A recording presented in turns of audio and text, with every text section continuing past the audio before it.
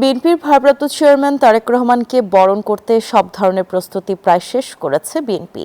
তার এই ঐতিহাসিক প্রত্যাবর্তনকে স্মরণীয় করতে রাজধানীর ৩০০ ফিটে ৩৬ জুলাই এক্সপ্রেসওয়েতে তৈরি হচ্ছে বিশাল সংবর্ধনা মঞ্চ। সোমবার মধ্যরাতেও সেই মঞ্চ দেখতে দূর দূরান্ত থেকে আসেন নেতাকর্মীরা। তারা জানান, তারেক রহমান দেশে ফিরলে তাদের মনোবল আরও চাঙ্গা হবে। দীর্ঘ প্রতীক্ষার পর ২৫ ডিসেম্বর দেশে ফিরছেন বিএনপির ভারপ্রাপ্ত চেয়ারম্যান তারেক রহমান। প্রায় দেড় যুগ ধরে লন্ডনে বসেই স্বৈরাচার বিরোধী আন্দোলনে নেতৃত্ব দিয়েছেন তারেক রহমান। চরম সংকটেও চাঙা রেখেছেন নেতাকর্মীদের মনোবল।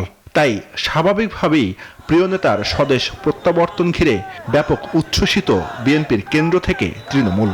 আমরা অধীর আগ্রহ অপেক্ষা করছি এবং কাউন্টডাউন করছি কখন সে ২৫ ডিসেম্বর কাঙ্ক্ষিত সময় আসবে এবং তারেক রহমান দেশের মাটিতে পা রাখবেন। আমরা মহান রব্বুল কারিমের কাছে আশা করি আল্লাহ রব্বুল আলামিন যেন ওনাকে সুস্থ শরীরে সুন্দরভাবে এই বাংলাদেশে আসার তৌফিক দান করে।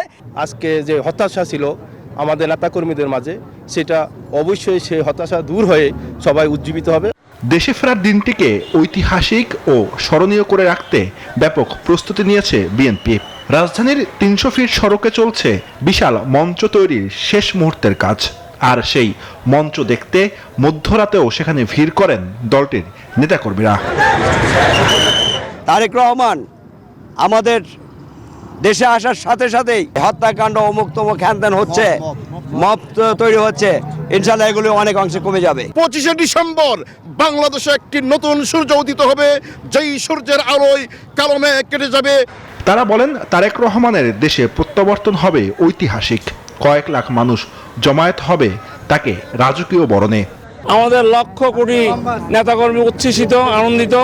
আমরা মনে করি তারেক রহমান আসার ফলে বাংলাদেশের নির্বাচনের অর্ধেকটাই সেদিন আমরা মনে করি আমরা বাস্তবায়ন আমাদের মধ্যে হয়ে যাবে। ২৫ ডিসেম্বর লন্ডন থেকে সিলেট হয়ে ঢাকায় পৌঁছাবেন তারেক রহমান।